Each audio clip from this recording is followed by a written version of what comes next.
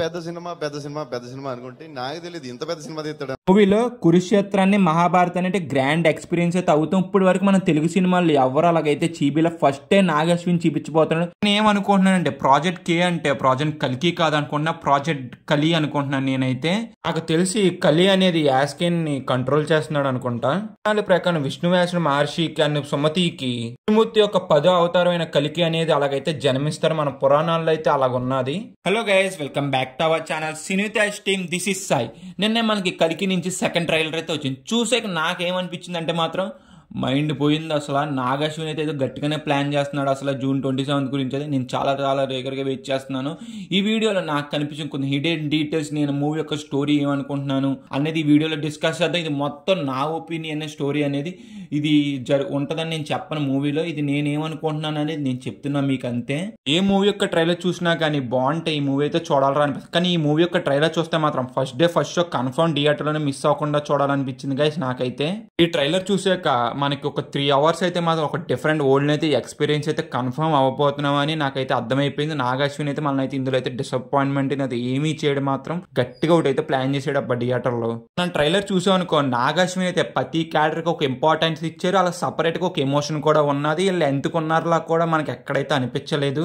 Second trailer లో మనం గమనించామంటే emotion అనేది చాలా అంటే చాలా బాగా చూపించారు అబ్బా. మనకి కలికి యొక్క స్టోరీ అనేది ప్రతి ఒక్కరికి అర్థమైంది. కలికి యొక్క స్టోరీ ఏంటంటే శంబాలా సిటీలో అయితే విష్ణుమూర్తి యొక్క కలికి అవతారం అనేది అక్కడైతే జన్మిస్తే, అక్కడ జన్మించి చెడునైతే అంతం చేస్తాకైతే ఆయన అయితే వెళతారు. కలికి యొక్క అవతారం అనేది దీపిక కడుపులో అయితే పుడుతున్నట్టుగా అయితే మనకైతే చూపించారు. అశ్వత్థామ అయితే దీపికని కాపాడతాకైతే చూస్తున్నాడు. అండ్ ఆల్సో శంబాలా సిటీలో ఉన్న జనాలు కూడా అయితే చూస్తున్నారు.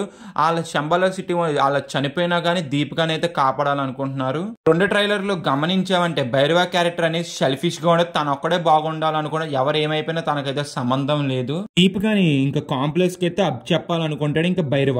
మూవీలో కురుక్షేత్రాన్ని మహాభారతాన్ని అంటే గ్రాండ్ ఎక్స్పీరియన్స్ అయితే అవుతాం. ఇప్పటి వరకు మనం తెలుగు సినిమాలు ఎవరు అలాగైతే చీబీలో ఫస్ట్ డే నాగశ్విన్ చూపించబోతున్నాడు.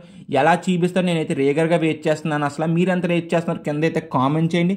నేనైతే మాత్రం డెఫినెట్ గా అయితే బాగుంటుందో గ్రేట్ ఎక్స్పీరియన్స్ అయితే ఫీల్ అవుతాను నేను అనుకుంటున్నాను. షార్ట్ అయితే మీరు గమనించారంటే కురుక్షేత్రం టైంలో అశ్వత్థామ ఇతర కడుపు మీదకి వేసిన బాణం షాట్ అయితే ఇది.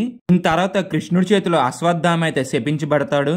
గమనించామనుకోండి మూవీకి ఇదే మెయిన్ సోల్ పాయింట్. అసలు మీరు ఈ షార్ట్ అయితే గమనించారనుకోండి, అశ్వత్థామతో ఒకళ్ళైతే యుద్ధం చేస్తున్నా నేను అనుకుంటే ఎవరంటే అర్జునుడు అనుకుంటున్నాను.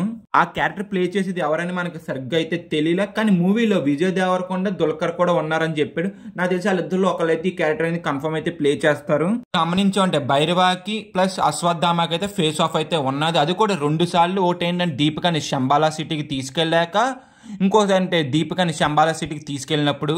అశ్వత్థామ భైరవాని అయితే కన్ఫర్మ్ అయితే ఓడించేస్తాను నేనైతే అనుకుంటున్నాను. సెకండ్ ట్రైలర్ లాస్ట్ అయితే బుజ్జిని అయితే మాత్రం ట్రాన్స్ఫార్మర్ లా మార్చి భలే తీసుకొచ్చాడబ్బా. అక్కడ అయితే మాత్రం మంచి హై అయితే కలిగింది. ఎందుకంటే మన ఫస్ట్ ట్రైలర్ లో అశ్వత్థామ బుజ్జిని తొక్కితే తుక్కు అయిపోయింది కాబట్టి ఇప్పుడు భైరవ దాన్ని మాడిఫై చేసి మాత్రం కొత్తగా అయితే తీసుకొచ్చాడు. ఇప్పుడు మనకి ముందుగా చెప్పినట్టుగానే భైరవ ఒక సెల్ఫిష్ గై. ఏంటంటే తన ఎదరోట్లు ఏమైపోయినా కానీ దీపికాని పట్టుకుని కాంప్లెక్స్ కి అప్ చెప్పి కాంప్లెక్స్ వాళ్ళు దీపికాని ఏం చేసుకున్నా కానీ తనకైతే సంబంధం లేదు. 1 million బౌంటీ సంపాదించాలి, కాంప్లెక్స్ కి వెళ్ళాలనుకుంటాడు. కమల్ హాసన్ గారే మనకి సుప్రీం యాస్కింగ్ అయితే కన్ఫర్మ్ అయిపోయింది. మూవీ టీమే దాన్ని కన్ఫర్మ్ అయితే చేసింది. నేను ఏమనుకుంటున్నానంటే ప్రాజెక్ట్ కే అంటే ప్రాజెక్ట్ కల్కి కాదనుకుంటున్నా, ప్రాజెక్ట్ కలి అనుకుంటున్నాను నేనైతే. ఇది నా ఒపీనియన్. మీరేమనుకుంటున్నారో కింద ఒకసారి కామెంట్ చేయండి. నేను ఎందుకు అలాగ అన్నానంటే మన యాస్కిన్ మరో కొత్త ప్రపంచం రాబోతుందని షార్ట్లు అయితే అంటారు కదా. కలి వచ్చాక మొత్తం టేక్ ఓవర్ చేస్తాడని, అందుకే యాస్కిన్ మరో ప్రపంచం రాబోతుందని అంటాడు అనుకుంటే. ఇది మనకి ఫస్ట్ ట్రైలర్లో అయితే చూపించారు. ఈ షార్ట్ ని గమనించారనుకోండి, మన యాస్కిన్ చుట్టూ ఫుల్లీ లోడెడ్ బాడీస్ అయితే ఉన్నాయి. నాకు తెలిసి తన పరిస్థితి చాలా అంటే చాలా దారుణంగా అయితే ఉన్నదనుకుంటా. తన కాన్షియస్ ని వేరే బాడీలో పంపుతాకి అందుకే అక్కడ బాడీస్ అనేది పెట్టాడు అనుకుంటా. నాకు తెలిసి కలి అనేది యాస్కిన్ ని కంట్రోల్ చేస్తున్నాడు అనుకుంటా. వేరే బాడీలోకి తన కాన్షియస్ ని షిఫ్ట్ చేద్దాం అనుకుంటున్నాడు అనుకుంటా. దీపిక అనేది మనకి సుమతి అని మూవీ టీం అనేది కన్ఫర్మ్ అయితే చేశారు. సుమతి నాకు తెలిసి ఇలా చేసే ఎక్స్పెరిమెంట్ ద్వారా అయితే మాత్రం ప్రెగ్నెంట్ అయితే అయ్యి ఉండదు. వేరే ద్వారాగా ఎలాగోలాగా ప్రెగ్నెంట్ అయితే అయ్యి ఉంటది తెలిసి. అందుకే సుమతి అనేది అక్కడి నుంచి అయితే పారిపోద్ది. దాని ప్రకారం విష్ణువ్యాసుడు మహర్షికి అనే సుమతికి విష్ణుమూర్తి యొక్క 10వ అవతారమైన కలికి అనేది అలాగైతే జన్మిస్తారు. మన పురాణాల్లో అయితే అలాగున్నది. కలికి ఇంకో చిరంజీవి అయిన పరశురాముడి దగ్గర అయితే విద్య అయితే నేర్చుకుంటారు. అది కూడా మన పురాణాల్లోనే ఉన్నది. అండ్ పరశురాముడు ఈ మూవీలో ఉంటాడని మనకు చాలా అంటే చాలా రూమర్స్ అయితే వచ్చి, నేను అనుకుంటాం అయితే ఇందులో అయితే ఉండడు, తర్వాత వచ్చే పార్ట్స్లో ఏమైనా చూపించొచ్చేమో. కలికి పరశురాముడి దగ్గర మొత్తం శిక్షణ తీసుకున్నాక ఒక తెల్లటి గుర్రం ఒక కత్తితో వెళ్ళి ఇంకా కలిని అయితే అంతం చేస్తారు. అందుకే అశ్వత్థామ సుమతికి అనేది హెల్ప్ అయితే చేస్తారు.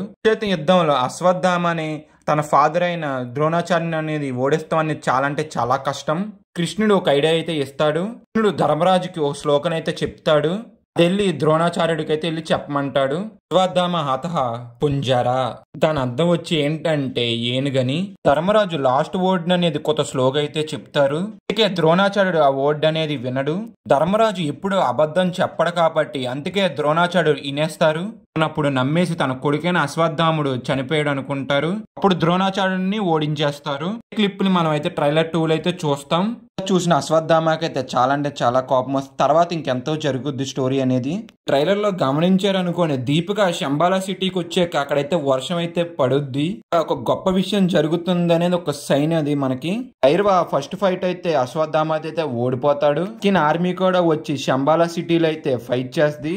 భైరవ ఇంకా మారిపోయి అశ్వత్థామ వైపు ఫైట్ చేస్తాడు అనుకుంటే, భైరవ ఇంకా కూడా యాస్కిన్ వైపే ఫైట్ చేస్తున్నాడు. ఈ ఫైట్ లో కూడా అశ్వత్థామ అనేది కూడా డామినెన్స్ అయితే చూపిస్తున్నాడు, కానీ ఈజీగానే ఓడించేస్తున్నాడు. ఆర్మీని కూడా చాలా మందిని అయితే ఓడించి ఆపేస్తున్నాడు. గైస్, నాకు అనిపించిన డీటెయిల్స్ అయితే ఇంకా మన ఛానల్లో కలికి ట్రైలర్ రివ్యూ కూడా వచ్చేసింది. కావాలంటే అది ఒకసారి చెక్ చేయండి. కామెంట్ సెక్షన్ డిస్క్రిప్షన్ లో పిన్ చేసి ఉంటుంది. అలాగే మన ఛానల్లో ఒక 3-4 వీడియోస్ చూసి మీకు నచ్చితే మాత్రం లైక్ చేసి సబ్స్క్రైబ్ చేసి కింద ఉన్న బెల్ ఐకాన్ యాక్టివేట్ చేసుకుని, అలాగే కామెంట్ సెక్షన్ డిస్క్రిప్షన్ లో ఇన్స్టాగ్రామ్ లింక్ ఉంటుంది, అది కూడా మర్చిపోకుండా వెళ్ళి ఫాలో కొట్టండి. అందులో అన్లిమిటెడ్ స్టఫ్ ఇస్తున్నాను. Signing off cine with team. జై హింద్.